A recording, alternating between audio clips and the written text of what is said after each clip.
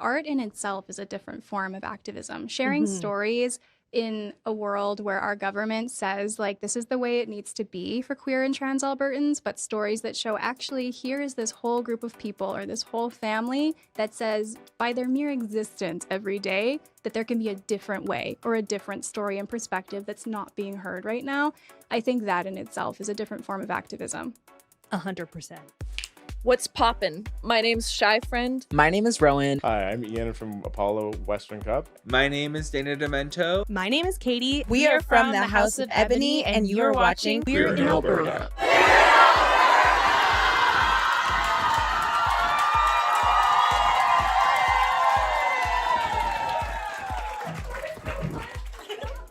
Welcome back to Queer in Alberta, the podcast where I chat with 2S LGBTQIA+ Albertans from all across the province to share their stories. If you are new here, welcome to Season 4. My name is Kels Valenzuela Delamarter. I'm your host. I use she, her pronouns, and this podcast is filmed and recorded right here on Treaty 7 territory, home of the Blackfoot Confederacy and the Otipemisiwak Métis government in the Alberta District No. 1.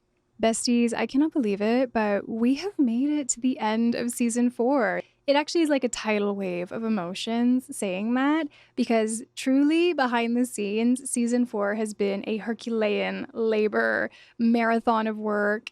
And I really do need to shout out every single person that has been so instrumental in us finally hitting the finish line and making Season 4 the beautiful experience that it is in the end. First and foremost, let's say a big thank you to every single guest that sat with me and shared their stories, their laughter and vulnerabilities with me. You are truly the heart of this project, and it feels so special to me that so many friendships and beautiful relationships have continued to bloom and blossom because of our conversations long after the episode is done recording.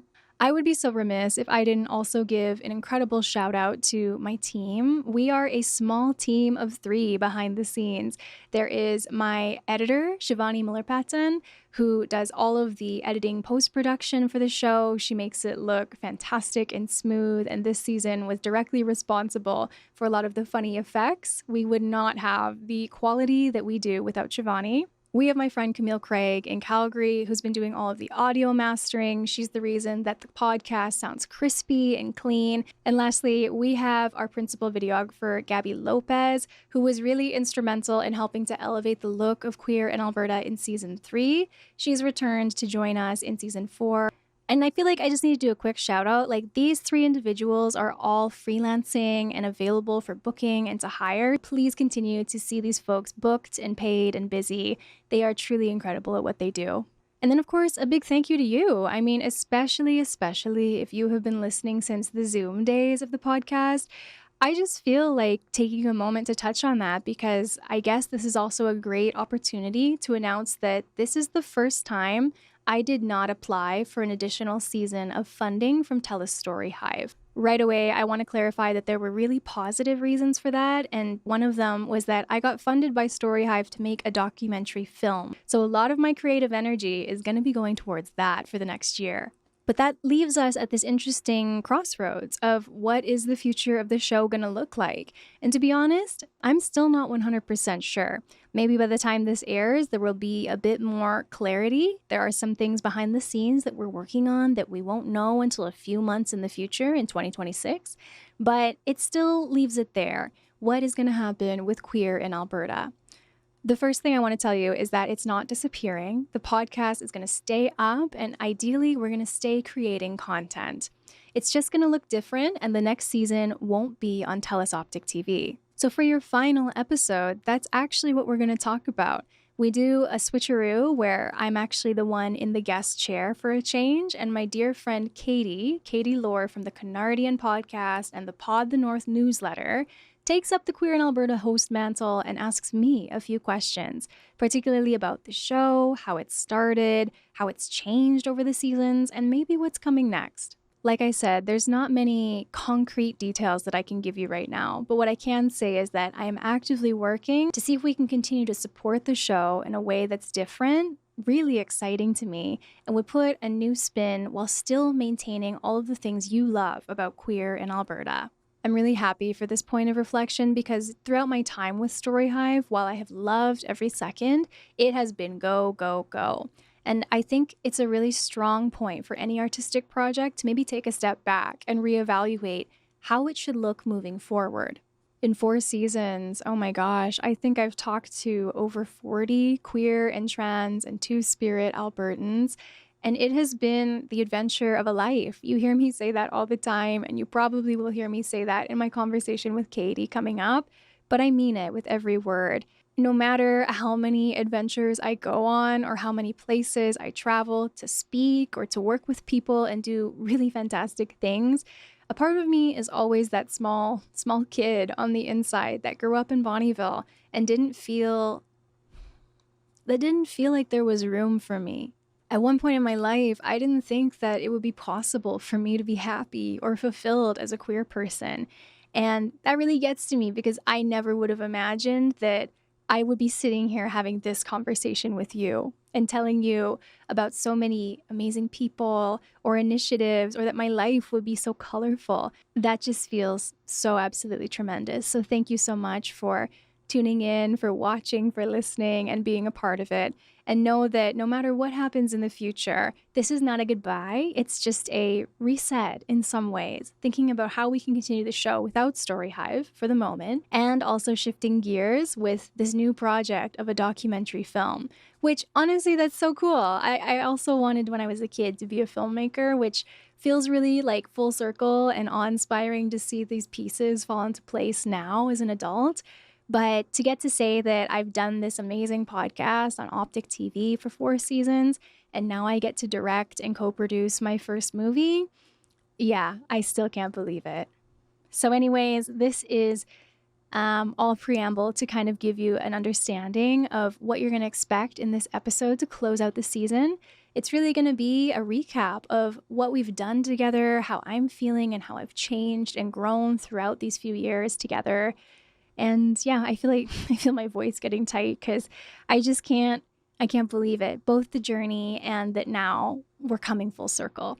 As for why my friend Katie is here joining me in studio for this, not only is she a podcaster that I truly admire and respect and think is so funny and inquisitive and like asks really strong questions of people, one thing that I've learned now becoming friends is that she truly has like a heart with so much sincerity. So she's somebody that I've really come to trust. And I wanted somebody that I felt comfortable with in this kind of like position, talking about these honestly pretty vulnerable things, and somebody that could balance that with some good humor and fun. So this is the final episode of Queer in Alberta Season 4. You're going to hear from me about the show, how it's changed, how it's grown. You're going to hear more about how I view the show in terms of, is it activism? Is it art? As well as maybe can these two things intersect together? And then, of course, talking about what is the future, as far as we know, going to look like here at Queer in Alberta.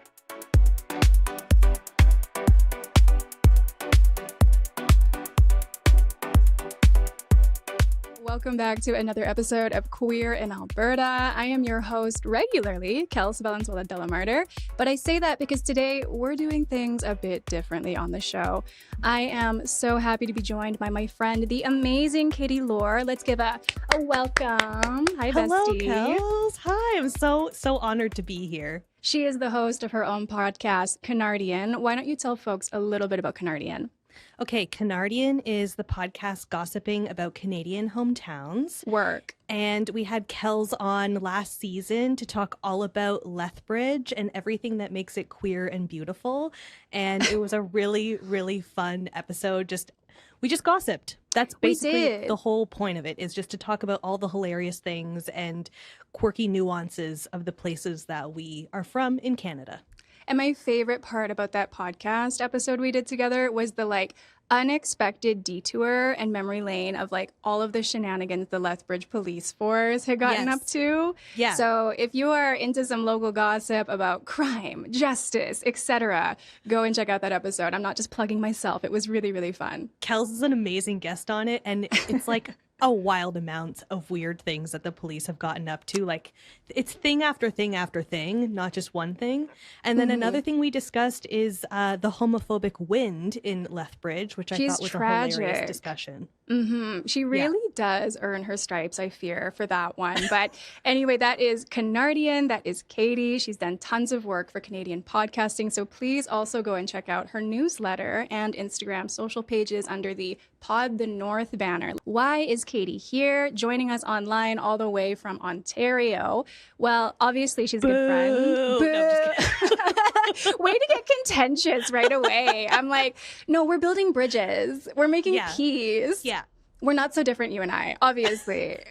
So we are here because, of course, as you've been listening through season 4 of the podcast, I've been reflecting on this journey as well and thinking about how far the show has come from episode 1, season 1, even before TELUS STORYHIVE. And Katie, I couldn't think of a better guest to maybe swap places and be in the host chair, and I'll do a little interview moment instead. Yes. So I'm Kattie Laur, host of Queer in Alberta this episode. Host of Queer in Alberta, Filipino-Canadian, yada, yada, yada. I love it. And I'm so thrilled that you're here on your own podcast, Kels. Thank you for joining me.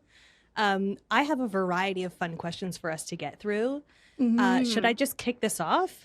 Honestly, this is the Wild West. It's our podcast. We get to do what we want. So you are the captain now, I fear. Okay, great. So I'm going to kick this off with something I like to call quickfire queer questions. You may be You like to call. Yes. So this is your branding. This is a lightning round with 6 fruity questions, and you get 5 seconds to answer them.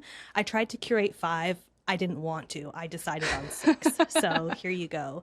So are you ready? Do you think you can handle it? Honestly, I've been dreading this because it is so fun asking guests quick-fire questions. I hate the idea, even for myself. So this is, I think, retribution for every person I've had in this seat that's blanked. Here we go. It's karma.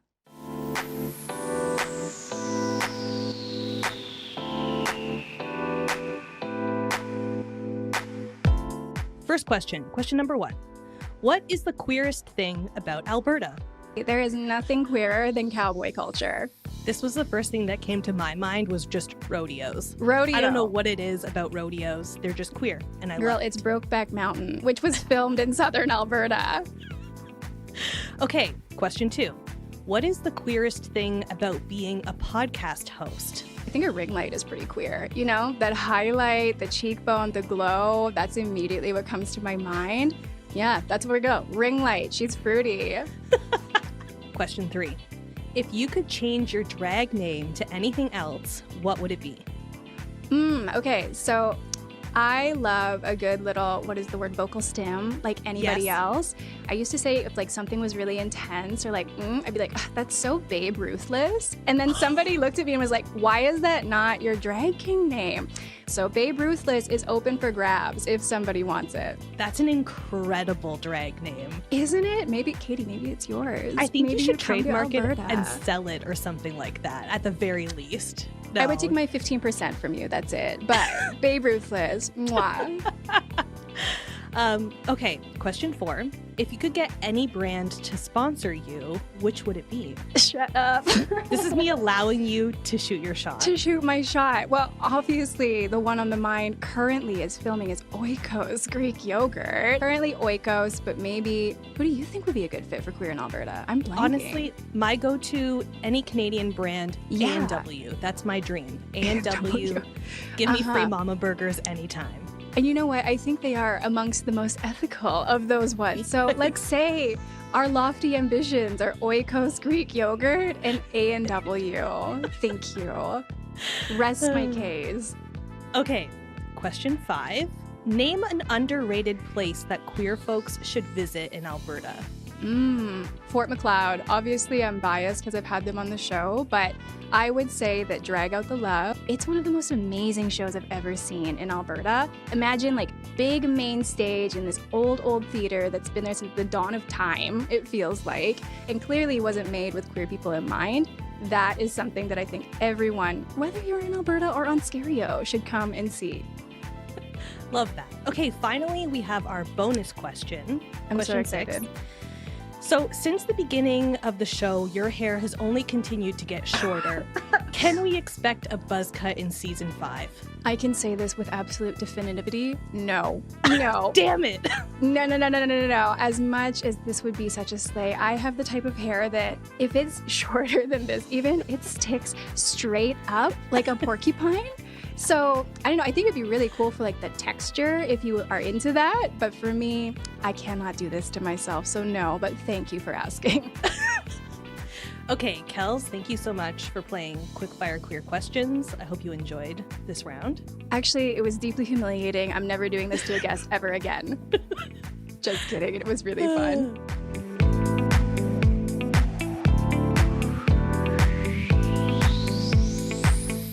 Okay, let's get into the meat of this episode. I think in the wise words of Hilary Duff, let's go back to the beginning. Let's start with... This is why I brought Katie on. Okay, I don't think I did a good enough reason of explaining it before. Hilary Duff? Mama, it's 5 seconds in here. It's so humiliating that I am laughing at my own jokes here too. So like, I deeply apologize for being that person. But so, okay, on a more serious note, because I do truly love the origin story of this podcast. It's one of my favorites that like I've ever heard in talking to people who've started podcasts. So tell me about what was happening in your life when Queer in Alberta started, and like ultimately what you needed this show to be in that moment.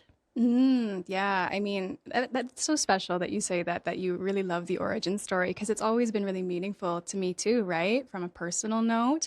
What did I need during that time? Well, it was around 2020 when the show first started, which is getting to be a minute now, right? We're in 2026. At that time, I never thought it would grow into what it is, but it was isolation, working from home. I was a graduate student at the time. And I felt especially isolated from queer community. And this is something that I have talked about on the show and in interviews, but I wanted to maybe touch on it again with you in this episode for folks that are just joining in and maybe wondering how things started. Yeah. So yeah, like so many of us, felt really alone and was really seeking friendship, community, and even just people to laugh at things with, you know, like just to share in the good and the fun of this experience in a place that's not always seen from the outside to be super welcoming to queer people. Was this like a uniquely Alberta experience, you think? No, I think Alberta, it feels exemplified in many ways when you think about our history as a province. Look at our government. We've been known as a conservative stronghold in the country for many, many years. But when I think about what I was feeling, it really started in even growing up in a rural community. So I think people that grow up in rural spaces, regardless of being on the prairies, that aspect of the show has connected with them too. So that's why we have listeners from all over Canada, all over the world. And I really appreciate that part of it. I think the most interesting thing to me about the beginning of this podcast was that the demand for it ultimately came out of TikTok. So you put a call out to the TikTok universe to say like, hey, I'm alone. Does anyone feel this way? And then tell me all the things. Tell me what happened from there. Yeah, it was totally bizarre because in the time frame we're speaking about, Katie, you and I both know that I wasn't seeking to be a podcaster. I didn't think I was signing up to create something like this one day. Firstly, I just started making queer content on TikTok. And then I kept consistently getting so many comments, right, about people being like, we thought you were in Toronto. We thought you were in Vancouver. This is so cool and also so surprising to see someone talking about this experience, making fun content about this experience in Lethbridge, Alberta. So then what was it that made you decide that these conversations needed to exist in podcast form then? I've always had a really innate curiosity and inquisitive mind. And so that discrepancy of seeing how many people not only were remarking on the fact that it was interesting that I was making this content, but the surprise and then the additional layer of how many people from within Alberta were expressing that same sentiment of, I thought I was the only one. Seeing all of these people engaging with each other in my comments, reaching out to me, I just thought, isn't that strange that we're all here, but we all think we're alone? So that was really like that curiosity, that moment where I went, something doesn't make sense. it's always been something that pushes me to explore, to ask more questions. And so that's when I made the big call out video that really started everything and brought us to where we are today. I love that. Okay, so thinking back to the early recordings and episodes in season 1. Yeah. When you think about who you were in that moment, like what surprises you the most about that version of yourself or that version of the show even? Yeah, I mean, I think it is such a unique time capsule because even if I were to do the same process today in 2026, I don't think it would have had the same outcome. Explain why. Well, just because it was so heightened with those feelings of isolation that already accompany a lot of people's experiences being queer or 2S, LGBTQI+, in a place like Alberta, but they were just maximized through the roof with social restrictions and all these sorts of things. Like you couldn't go to the queer spaces that you had typically relied on for community before the pandemic. So I think if I did it today, it might not have had the same like rocket launch effect that it did because now it's easier to access community, to meet people, but it really had that effect because of the time frame of when it was created. Oh, so cool. I love when a podcast is so like deeply rooted in the time it was created. It's like you said, it's such a time capsule, and those kinds of shows are so interesting to me because when the next season of this show happens, or even the season that is wrapping up currently, you can see the huge differences between those two eras, I guess. Here's my fun question for you. What's the word that you would use to describe the first season and what era it was? What era was that? Oh my God. The first word was like underground guerrilla grassroots. She was in her underground guerrilla grassroots. Literally with her long hair fantasy, let me mind you, which honestly, that also was COVID induced because you couldn't get a haircut. So I was like, okay, I guess we're just entering our she-her fantasy, which was very fun.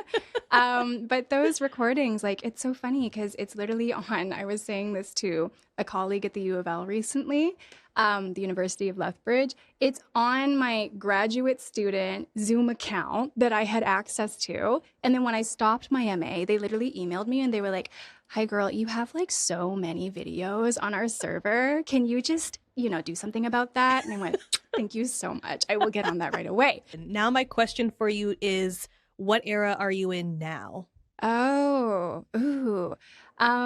That's hard for me to say because something that I'm coming to realize in my late 20s is I'm very fluid with my gender expression, especially through style.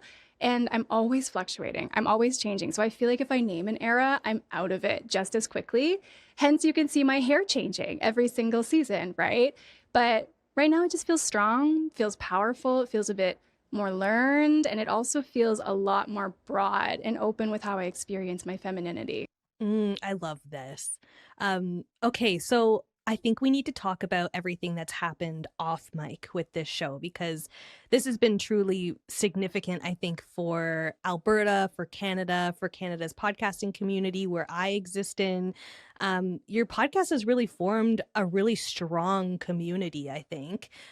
So tell me about the moment that you realized that the podcast had turned into this like real world community. Yeah, I mean, when you start getting recognized in public for talking about being gay in Lethbridge, a unique experience. It is a unique experience, to be sure. I think that was really jarring because part of what I actually enjoyed about the TikTok aspect is it always felt kind of contained, even though it was doing really large numbers. At the time, it felt like the algorithm was really forwarding the podcast or what would be the podcast to a strictly queer audience. And so it always felt like this kind of like a thing I do online and then I go about in my day-to-day life in Southern Alberta and just live, right? But when it started to become something that was more a part of my public life, like every day, when I started getting invited to do all of this speaking and et cetera, I was like, oh man, but I think the biggest thing that showed the impact even before all of that was the amount of messages I got from queer and trans Albertans, people all over the world. That always stood out to me as very meaningful. Do you think you would have gotten as embedded into the drag scene without this podcast? No, No. Yeah, that's also been like such a happy accident and outcome to all of this. Like, I think a lot of queer people will say they have a love for drag, and just even going and watching, but never the desire to participate, maybe. Yeah. So that's a whole other conversation, Katie. But it's been beautiful to meet so many drag artists and then discover that this is something I really have a lot of fun exploring in my other life. I think you've been a really good representation too of, I would still call you a young person. Thank you so much. You are a young person. Thank you. Okay, Kels. Yeah. You are really invested in, I think, how this impacts youths and other young people. So tell me about that kind of work that you've been invested in and like how this podcast is shaping young people in Alberta, do you think? Wow. Yeah. I mean, I think you hear this from so many people that start creating specifically content online that they want it to be the representation for their younger self. And I feel that, but it's also bigger than that because I don't know, it's not just representation, but also showing and providing support for them. It really makes a difference to me when I get to engage specifically with youth and show them not only do things get better with how I live my life today, but by giving back with my time, with my energy. I currently have a meeting with the Lethbridge Public Library to do some work with their GSA. Those are the kind of events, workshops, those are really, really meaningful to me for more than just creating content of my own life online.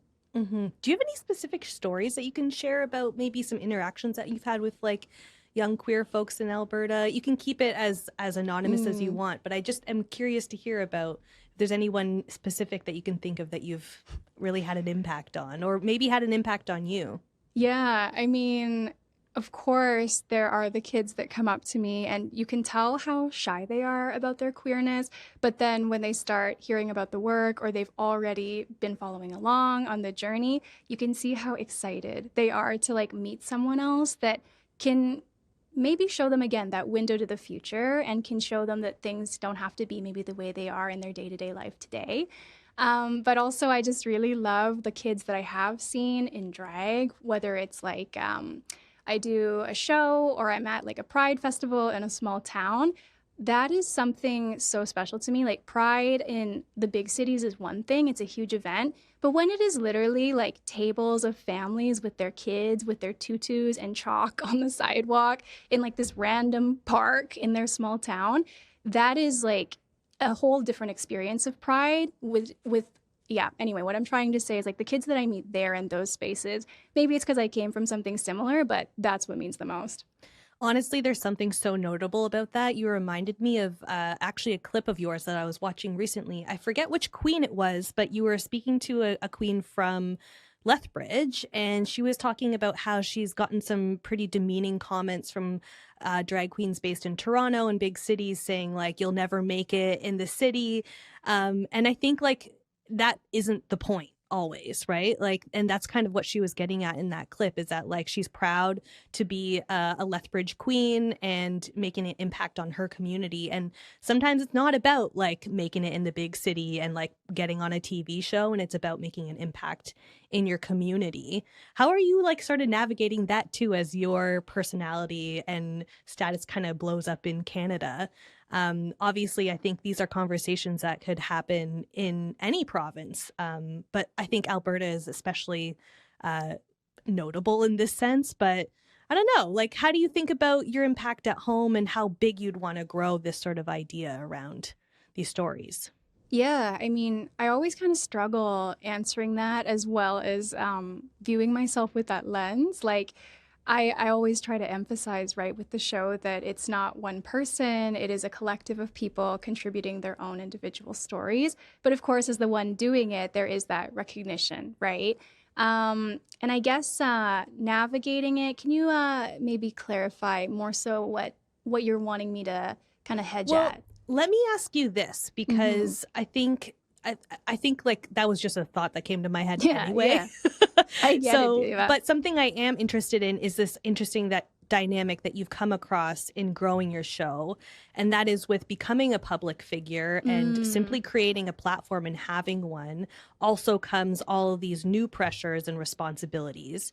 And you've told me that at some point you felt like the podcast was shifting towards heavier topics and that you even had a responsibility to educate and be an activist. But at the end of the day, like, this is supposed to be a celebration as well. So this is a pretty common tension, I think, when it comes to marginalized communities. So I'm curious about how you've navigated that tension of, do you want to be an activist or do you want to be just celebrating these people? Yeah. I mean, I think you're so right that people working within or from marginalized communities and groups get pigeonholed into that title and root of activism or activist. And it's not that I don't want to have elements of my work absolutely focus on advocacy and activism, but it isn't what the show was born to do, at least not in the way that it seems to be shifting in a lot of our cultural dialogue. When I think about activism, especially online, I'm often thinking about somebody that is kind of on the ground reporting every minute of the latest update of, say, for example, what is happening in Alberta for queer and trans Albertans. And that work is so necessary, but it wasn't what I sought out to do. If anything, if you apply activism to the context of queer in Alberta, it's been to shed a light on resiliency, on stories, on vulnerability, on community and joy. I feel like, especially today, that is just as valuable, even though sometimes I felt the pressure of, oh no, as this grows, do I need to be shifting to more of that, I guess, earlier description I had of activism? And I think where I'm landing with navigating it is, ultimately, for me, that isn't the work that I sought out to do. It isn't what fulfills me and sustains me, even though I do value it so much. I think I also hear a lot that there's an additional pressure when you're a racialized person doing this work. We're always expected to educate for the many experiences and intersections of our identities. And a friend on the show actually this season, she was like, I'm not a DEI educator, I'm just Black. So it's a kind of similar feeling where it's like, I kind of felt like because I had so many different intersections of my identities, people looked at me and were like, okay, so she's just going to be very serious. She's just going to be, talking about all of the heavy stuff, the important stuff. And while, again, there is that value, for me, I find it honestly very, very stressful because I don't think one person can be an authority. And it isn't at the heart of the stories that I want to share or create. It will always be an aspect, and you'll notice throughout the show I touch on it multiple times, but it isn't the whole essence of what I want to continue creating. Does that kind of help with navigating it? It's not a whole 100% set in stone answer, and it can fluctuate and change, but that's kind of where I found my peace with it as a podcaster, as a creator. Yeah. When you're feeling that struggle, how do you reconnect to your original mission? What do you tell yourself in those moments, or what sort of things do you do? It sounds so redundant, but girl, get off your phone. Like that's honestly it. Like, take a break and go walk outside, get some fresh air. Like, it is so important. Don't get me wrong. I'm not saying it's not important for Albertans to be politically engaged. That's not it at all. But it is, I think, especially right now, so important to have a break from that, what can feel like constantly heavy newsfeed. And yeah, that's also where I kind of envision queer in Alberta filling a bit of that vacuum. It's like, okay, yes, we have all of this going on in our province, but don't forget that we also have people fighting it on the ground, whether it's through activism or through the drag show that's going on in the small town just beside you. I mean, it's obvious what activists are fighting for all the time, the people, the communities.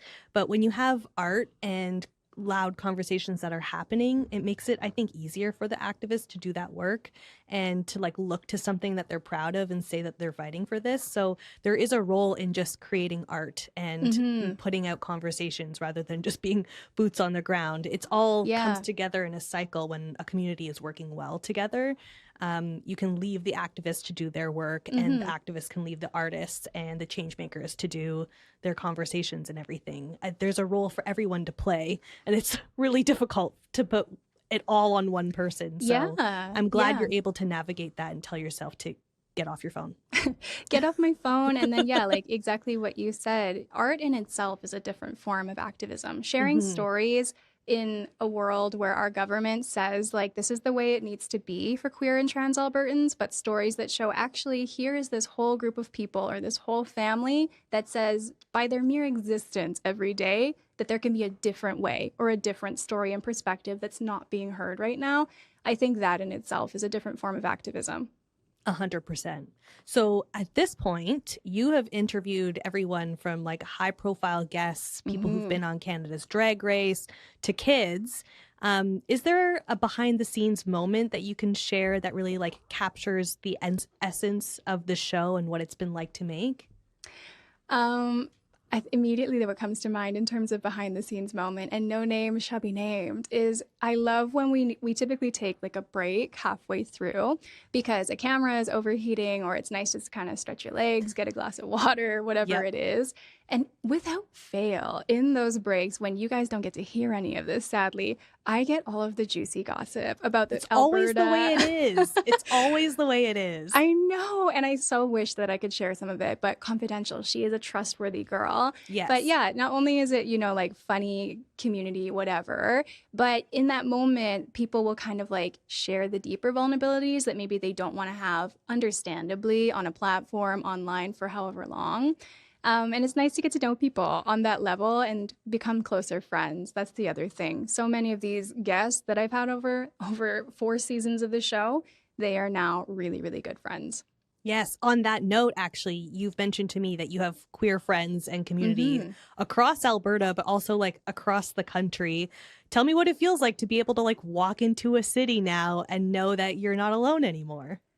It's mind-blowing. It really is. Like, whether it's even somebody that I have an online friendship with or what, like there are so many people that if I post, say, hey, I'm going to Victoria, like people that want to connect with me, want to meet with me, and like do it with such sincerity and like just a genuine extend of an offer.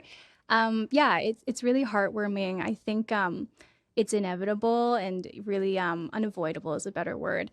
The kind of element of this show where seeking community, it comes from a very personal place, right? Like growing up so isolated. We talk about isolation during the pandemic, but I grew up in a very small community in Northeast Alberta and felt so alone for many parts of my identity, not just my queerness.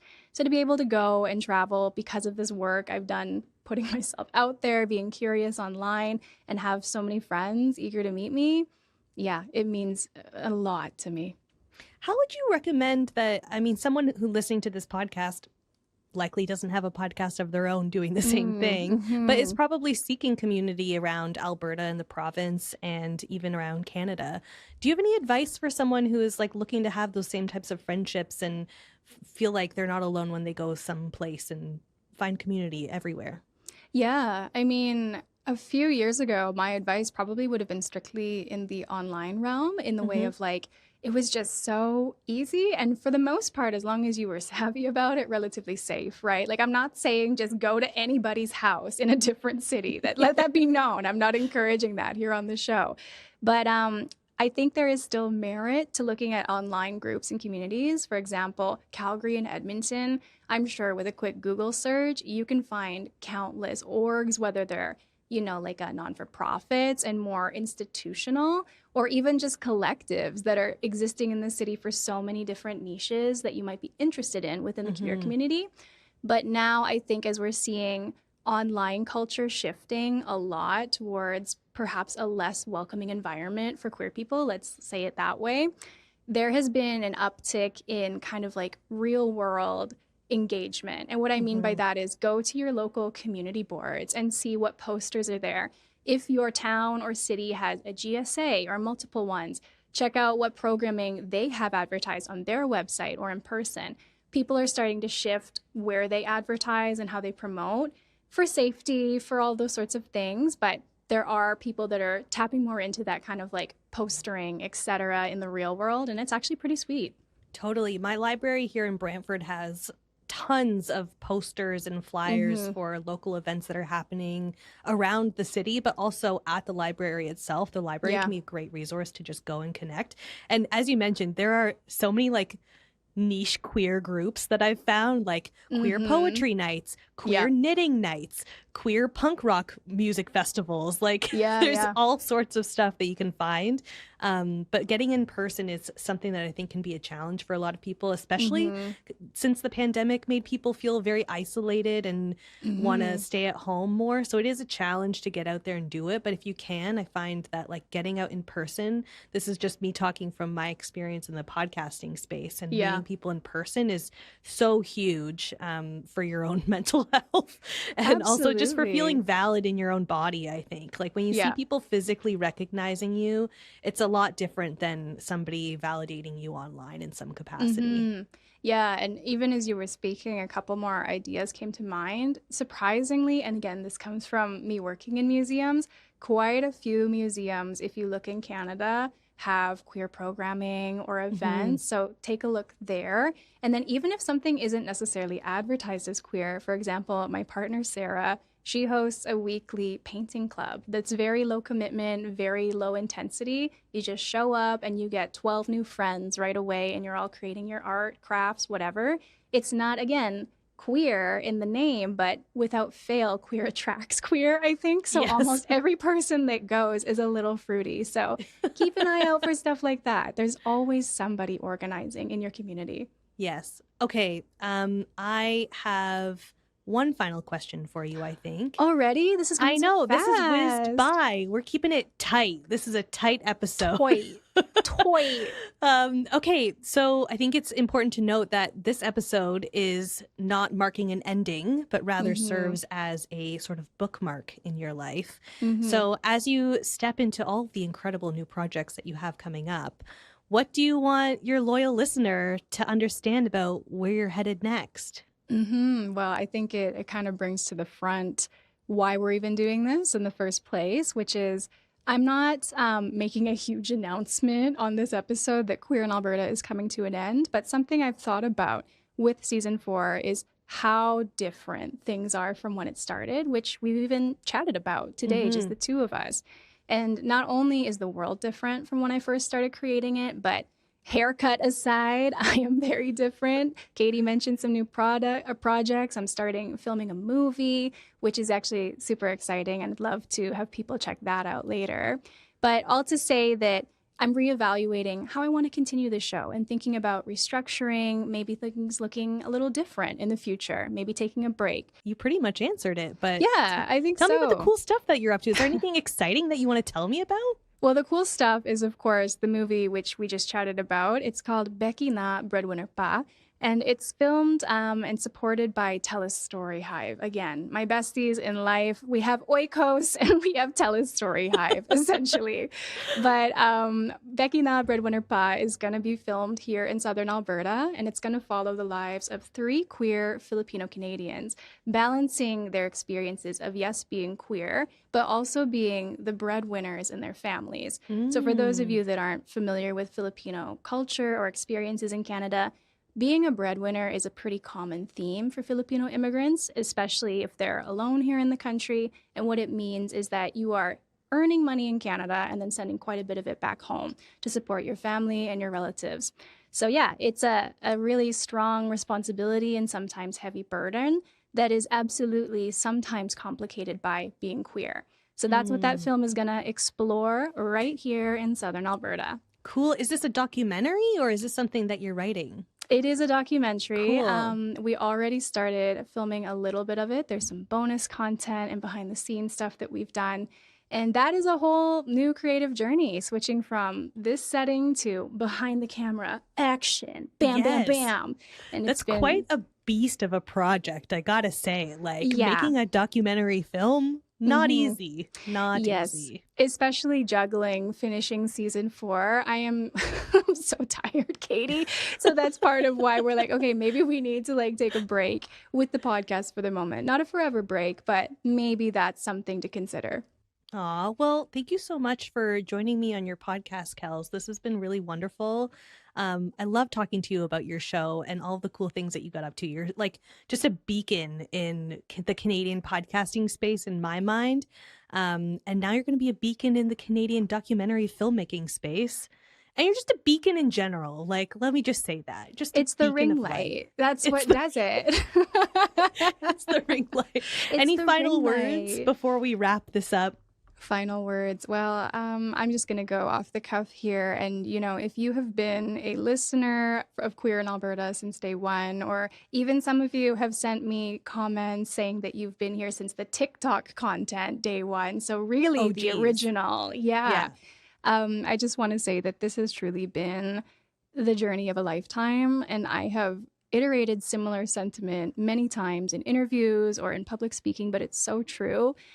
For a girl that grew up, again, so alone without community, to sit across from so many people from one aspect or one part of my identity, to share in the experience, to connect then through them to so many others that are excited to share their stories or bring me into their worlds, it has never lost its magic or lost its sparkle for me. I'm excited for the future. I don't think this is the end of Queer in Alberta. I just think it's going to look a little different in the future. And without giving too much away, I did have a meeting in the last few days that could help push that along in a very exciting way. So we're crossing our fingers for the future of this little show. Love this. Congratulations on another successful season, Kels, for putting yourself out there, for all of your hard work. I'm so proud of you. Well, thank you, Katie, for joining us along. I think you did an excellent job as the pseudo-host of Queer in Alberta, trademarking quickfire queer as she goes. Mm-hmm. Definitely. I did my best. Yeah, I mean, absolutely. Slam dunk. And definitely to the audience, go and check out Katie's platforms with Canardian, with PodtheNorth. She's doing amazing things for podcasters here in Canada, and we want to see more of it. Yes, if you want to discover another amazing Canadian podcast, I'm happily going to make that recommendation for you. Yeah. What are the handles or anything so people can find you? Yes, you can find me on Instagram at PodtheNorth, and you can also find me and all the things that I do in the Canadian podcasting sphere at podthenorth.ca. Can you do me one last favor with your time on the show? Yes. Okay, it's very easy. Can you either look at the camera or whatever you want to do and just go, my name is Katie and you're watching Queer in Alberta. Oh, yes. Okay. My name is Katie and you're watching Queer in Alberta. Done. One of the best shows of all time. Okay, whoa. Let's not get too far ahead of ourselves, but that's it. Good job. We made it, bestie. We made it.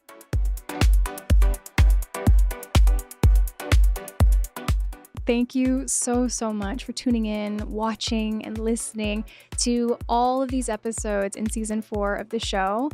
I'm gonna go take a bath. I think this has just been such a tremendous experience, but also incredibly challenging in all of the best ways. To every single person that has let me sit across from them and interview them, to ask them my quickfire queer rapid questions, I just want to say from the bottom of my heart, thank you for trusting me with your stories, for laughing with me, and for helping to shed a different picture of what queer and trans experiences can look like in Alberta today. I think that the ability to broadcast joy, community, to show the resources and artists that do exist and thrive in this province, despite all of the challenges that might be set up against us, I think that has been so important and so meaningful. Not only it's just been so personally meaningful is what I'm trying to say. As much as I have shared these stories for others to hear, they were stories that I needed to hear myself. If you want to follow along with me beyond TELUS STORYHIVE and Optik TV for all of the future projects, you can go onto Instagram, onto TikTok, and type in at kels.valendela. That's KELS.VALENDELA. Yes, I know how to spell it. This is just brain fart at the end of recording. You can type that in and you will find my accounts where I share so much of the behind the scenes of everything that I'm working on, whether Queer in Alberta or the movie Becky Na Breadwinner Pa. You can still go to YouTube, Spotify, Apple Podcasts, literally wherever you get your podcast fix, and type in Queer in Alberta and you will find us there. If you want to come see drag, you can just follow Top Silog on Instagram. That's top, TOPSILOG.XO. You'll find me there, but there's going to be so much happening in the next year, and I'm so excited for all of it. And even though I can't for sure deliver like concrete information on the future of the podcast, what I can tell you is that with the options we're exploring on this end, we should know by the end of summer 2026. From the bottom of my heart, thank you for everything, and you'll hear from me soon. Don't you worry. My name is Kels Valenzuela Delamurder, and you are listening to Queer in Alberta. Mwah. Bye.